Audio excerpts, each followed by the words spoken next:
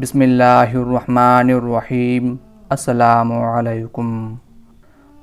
اس وقت وہ ایک کمسن اور قریب البلوغ لڑکے تھے۔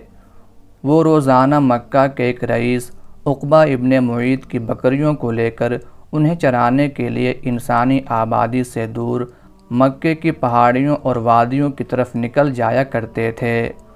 ان کا نام عبداللہ اور ان کے والد کا نام مسعود تھا، لیکن عام طور سے لوگ انہیں ابن ام عبد کہہ کر پکارتے تھے۔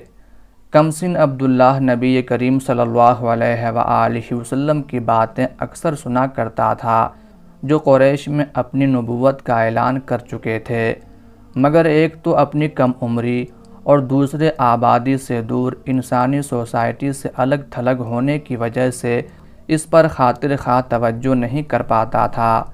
اس کا تو روز کا یہ معمول تھا کہ صبح منہ اندھیرے عقبہ ابن معیط کی بکریوں کے ساتھ نکل جاتا اور اس وقت واپس لوٹتا جب رات کی تاریکی پورے طور پر فضا کو اپنی سیاہ چادر میں چھپا لیتی تھی۔ ایک روز کمسن عبداللہ نے دور فاصلے پر ادھیڑ عمر کے دو آدمیوں کو اپنی طرف آتے ہوئے دیکھا جو تھکان سے چور اور تھکاوٹ سے نڈھال ہونے کی وجہ سے بہت آہستہ آہستہ چل رہے تھے اور شدت تشنگی کے مارے ان کے ہونٹ اور حلق سوکھ کر کانٹا ہو رہے تھے۔ وہ دونوں اس کے قریب پہنچ کر رکے، اسے سلام کیا اور بولے، برخوردار، ہمیں بہت پیاس لگی ہے، اپنی کسی بکری کا دودھ دوہ کر ہمیں پلا سکتے ہو؟ اس کمسن لڑکے نے جواب دیا، میں ایسا کرنے سے معذور ہوں، میں ان بکریوں کا دودھ آپ کو نہیں پیش کر سکتا کیونکہ یہ میری نہیں ہے بلکہ میری امانت میں ہے، میں ان کا مالک نہیں، امین ہوں۔ لڑکے کا جواب سن کر ان دونوں نے کسی قسم کی ناگواری یا ناراضگی کا اظہار نہیں کیا، بلکہ ان کے چہروں سے ظاہر ہو رہا تھا کہ انہوں نے اس جواب کو پسند کیا ہے۔ پھر ان میں سے ایک آدمی نے کہا، اچھا کسی ایسی بکری کی نشاندہی کرو جس نے کبھی بچہ نہ دیا ہو۔ لڑکے نے اپنے قریب ہی کھڑی ایک چھوٹی سی بکری کی طرف اشارہ کر دیا۔ وہ آدمی اس کے قریب گیا، اسے پکڑا اور اللہ کا نام لے کر اس کے تھن پر ہاتھ پھیرنے لگا۔ لڑکے نے حیرت کے ساتھ دیکھا اور اپنے دل میں کہا کہ ایسا کیوں کر ہو سکتا ہے کہ ایسی بکریاں جو کبھی گابھن نہ ہوئی ہوں دودھ دینے لگیں، لیکن دیکھتے ہی دیکھتے بکری کا تھن پھول کر بڑا ہو گیا اور اس میں تیزی کے ساتھ دودھ بہنے لگا۔ دوسرے آدمی نے زمین پر پڑا ہوا ایک پیالہ نما گہرا سا پتھر اٹھا کر اسے دودھ سے بھر لیا، پھر اس دودھ کو ان دونوں نے پیا اور لڑکے کو بھی پلایا۔ کمسن عبداللہ نے بتایا کہ اپنی آنکھوں کے سامنے پیش آنے والے اس واقعے پر مجھے یقین نہیں آ رہا تھا۔ جب ہم سب لوگ اچھی طرح آسودہ ہو گئے تو اس بابرکت شخص نے بکری کے تھن سے کہا، سکڑ جا، اور وہ سکڑتے سکڑتے اپنی اصلی حالت پر آ گیا۔ اس وقت میں نے اس بابرکت شخص سے کہا، وہ کلمات جو آپ نے ابھی کہے تھے ان میں سے کچھ مجھے بھی سکھا دیجئے۔ تو انہوں نے کہا، انت غلام معلم، یعنی تم ایک سکھائے پڑھائے لڑکے ہو۔ یہی واقعہ عبداللہ بن مسعود رضی اللہ تعالی عنہ کو اسلام کی طرف مائل کرنے کا باعث بنا۔ کیا آپ جانتے ہیں کہ وہ مبارک آدمی کون تھے؟ وہ نبی کریم صلی اللہ علیہ وآلہ وسلم اور آپ کے رفیق خاص حضرت ابوبکر صدیق رضی اللہ تعالی عنہ تھے۔ وہ دونوں حضرات قریش کی شدید ایذا رسانی اور ابتلاء و آزمائش سے بچنے کے لیے اس روز مکہ کی گھاٹیوں کی طرف نکل آئے تھے۔ لڑکے نے جس انداز میں رسول اللہ صلی اللہ علیہ وآلہ وسلم اور آپ کے ساتھی حضرت ابوبکر رضی اللہ تعالی عنہ سے اپنی محبت اور تعلق خاطر کا اظہار کیا، اس سے نبی کریم صلی اللہ علیہ وآلہ وسلم اور حضرت ابوبکر رضی اللہ تعالی عنہ بہت خوش ہوئے۔ اس کی احتیاط اور امانت داری کو قدر کی نگاہ سے دیکھا اور اس کے اندر خیر و فلاح کی علامات کو محسوس کر لیا۔ اس واقعہ کے کچھ ہی دنوں بعد حضرت عبداللہ بن مسعود رضی اللہ تعالی عنہ نے اسلام قبول کر لیا اور خود کو رسول اللہ صلی اللہ علیہ وآلہ وسلم کی خدمت کے لیے وقف کرتے ہوئے اپنے آپ کو بارگاہ نبوت میں پیش کر دیا اور اسی روز سے وہ سعادت مند اور خوش بخت لڑکا بکریوں کی گلہ بانی سے نکل کر سرور کائنات صلی اللہ علیہ وآلہ وسلم کی خدمت میں منتقل ہو گیا۔ وہ ہر وقت سفر میں، حضر میں، گھر کے اندر اور گھر سے باہر سائے کی طرح آپ صلی اللہ علیہ وآلہ وسلم کے ساتھ ساتھ رہتے۔ جب آپ سو جاتے تو وہ آپ کو بیدار کرتے، جب آپ غسل کرتے تو وہ پردے کا انتظام کرتے، جب آپ باہر جانے کا ارادہ کرتے تو وہ آپ کو جوتے پہناتے، جب آپ گھر میں داخل ہوتے تو وہ جوتوں کو پائے مبارک سے نکالتے اور وہ آپ کے عصا اور مسواک کی حفاظت کرتے۔ رسول اللہ صلی اللہ علیہ وآلہ وسلم کے ساتھ ان کے قرب و تعلق کا یہ حال تھا کہ آپ نے انہیں ہر وقت اپنے گھر آنے اور اپنے تمام رازوں سے واقف رہنے کی اجازت دے رکھی تھی۔ اسی وجہ سے وہ رازدان رسول کہے جاتے تھے۔ حضرت عبداللہ بن مسعود رضی اللہ تعالی عنہ رسول اللہ صلی اللہ علیہ وآلہ وسلم کے گھر میں آپ کے زیر تربیت پروان چڑھے۔ انہوں نے اپنی زندگی کو آپ صلی اللہ علیہ وآلہ وسلم کے اخلاق و عادات کے سانچے میں ڈھال لیا، خود کو آپ کی صفات سے متصف کر لیا اور ہر کام میں آپ کی پیروی کو اپنا وظیفہ حیات بنا لیا۔ انہوں نے مدرسہ رسول سے علوم قرآن کا درس لیا۔ وہ صحابہ کرام میں سب سے بڑے قاری اور شریعت الہی کے سب سے بڑے نکتہ دان تھے۔ ایک بار جب حضرت عمر فاروق رضی اللہ تعالی عنہ میدان عرفات میں وقوف فرمائے ہوئے تھے، ایک شخص نے ان کی خدمت میں حاضر ہو کر عرض کیا، امیر المومنین، میں کوفہ سے آیا ہوں۔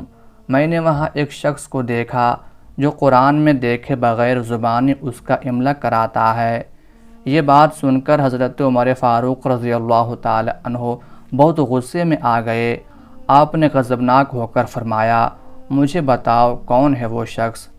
اس نے ڈرتے ہوئے کہا، حضرت عبداللہ بن مسعود۔ ان کا نام سن کر حضرت عمر کا غصہ ماند پڑ گیا اور فرمایا، بخدا میرے علم کے مطابق جناب عبداللہ بن مسعود کو اس وقت قرآن فہمی میں سب سے اعلیٰ مقام حاصل ہے۔ کتاب اللہ کے علم میں ابن مسعود رضی اللہ تعالی عنہ کا مقام اتنا بلند تھا کہ وہ خود فرماتے ہیں، قسم اس ذات کی جس کے سوا کوئی معبود نہیں، قرآن کریم کی جو آیت بھی نازل ہوئی اس کے بارے میں مجھے اچھی طرح معلوم ہے کہ وہ کہاں اور کس کے متعلق نازل ہوئی۔ اگر مجھے معلوم ہو جائے کہ اس کے متعلق کوئی شخص مجھ سے زیادہ علم رکھتا ہے اور اس کے پاس پہنچنا ممکن ہو تو میں وہاں پہنچ کر اس کے علم سے ضرور استفادہ کروں گا۔ حضرت عبداللہ بن مسعود رضی اللہ تعالی عنہ صرف عالم و قاری اور عابد و زاہد ہی نہیں تھے، بلکہ وہ بڑے ہمتی، نہایت دور اندیش اور زبردست مجاہد اور میدان کارزار میں پیکر جرأت و شجاعت بھی تھے۔ وہ پہلے مسلمان ہیں جنہوں نے رسول اللہ صلی اللہ علیہ وآلہ وسلم کے بعد سب سے پہلے مشرکین کے مجمع میں بآواز بلند قرآن پڑھ کر سنایا۔ ایک روز مسلمان جب وہ قلیل التعداد اور کمزور تھے، مکہ میں اکٹھا ہوئے اور آپس میں کہنے لگے، بخدا ابھی تک قریش نے بآواز بلند کسی سے قرآن نہیں سنا، کون ہے جو ان کو سنا دے؟ حضرت عبداللہ بن مسعود رضی اللہ تعالی عنہ نے کہا، میں انہیں قرآن سناؤں گا۔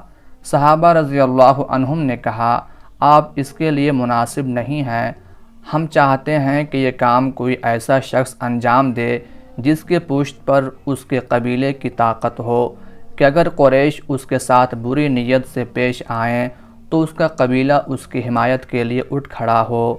لیکن حضرت عبداللہ بن مسعود رضی اللہ تعالی عنہ نے کہا کہ نہیں، یہ کام مجھے ہی کرنے دو، اللہ تعالیٰ مجھے ان کے شر سے محفوظ رکھے گا اور ان کے مقابلے میں میری حمایت کرے گا۔ پھر وہ چاشت کے وقت مسجد حرام میں داخل ہوئے اور مقام ابراہیم کے پاس پہنچ گئے۔ اس وقت سرداران قریش کعبہ کے ارد گرد بیٹھے ہوئے تھے۔ حضرت عبداللہ رضی اللہ تعالی عنہ نے مقام ابراہیم پر کھڑے ہو کر بلند آواز سے قرآن مجید کی تلاوت شروع کر دی۔ وہ کتاب الہی کی آیات پڑھتے چلے گئے۔ آواز سن کر سرداران قریش ان کی طرف متوجہ ہوئے اور بولے، یہ ابن ام عبد کیا پڑھ رہا ہے؟ ارے اس کا ناس ہو، یہ تو اسی پیغام کا کوئی حصہ پڑھ رہا ہے جس کو محمد صلی اللہ علیہ وآلہ وسلم لائے ہیں۔ یہ کہہ کر وہ اٹھ کھڑے ہوئے، تیزی سے ان کی طرف لپکے اور ان کے چہرے پر مارنے لگے، لیکن انہوں نے تلاوت کا سلسلہ منقطع نہیں کیا۔ وہ برابر پڑھتے رہے اور وہیں جا کر رکے جہاں تک وہ پہنچنا چاہتے تھے۔ پھر وہ لوٹ کر اپنے ساتھیوں میں آئے۔ اس وقت ان کے جسم سے خون بہہ رہا تھا۔ لوگوں نے ان کو اس حالت میں دیکھ کر کہا، آپ کے متعلق ہم کو اسی بات کا اندیشہ تھا۔ یہ سن کر انہوں نے کہا، بخدا یہ دشمنان خدا آج سے پہلے میری نظر میں اتنے ذلیل و بے وقعت نہ تھے۔ اگر آپ لوگ چاہیں تو میں کل بھی ان کو اسی طرح قرآن سنا سکتا ہوں، لیکن ساتھیوں نے کہا کہ نہیں، بس اتنا کافی ہے۔ تم نے ان کو وہ چیز سنا دی جس کا سننا انہیں گوارا نہیں ہے۔ ابن مسعود رضی اللہ تعالی عنہ حضرت عثمان غنی رضی اللہ تعالی عنہ کے زمانہ خلافت تک زندہ رہے۔ جب وہ مرض الموت میں مبتلا ہوئے تو حضرت عثمان رضی اللہ تعالی عنہ ان کی عیادت کے لیے تشریف لے گئے۔ مزاج پرسی کے بعد انہوں نے دریافت کیا، آپ کو کس چیز کی شکایت ہے؟ بولے، اپنے گناہوں کی۔ پوچھا، کیا خواہش ہے؟ بولے، اپنے رب کی رحمت کی۔ پوچھا، کیوں نہ آپ کے وظیفے کی ادائیگی کا حکم جاری کر دوں جس کو لینے سے آپ نے پچھلے کئی سالوں سے انکار کر دیا ہے؟ بولے، مجھے اس کی ضرورت نہیں ہے۔ کہنے لگے، آپ کے بعد آپ کی بچیوں کے کام آئے گا۔ بولے، کیا آپ کو میری بیٹیوں کے متعلق محتاجی کا اندیشہ ہے؟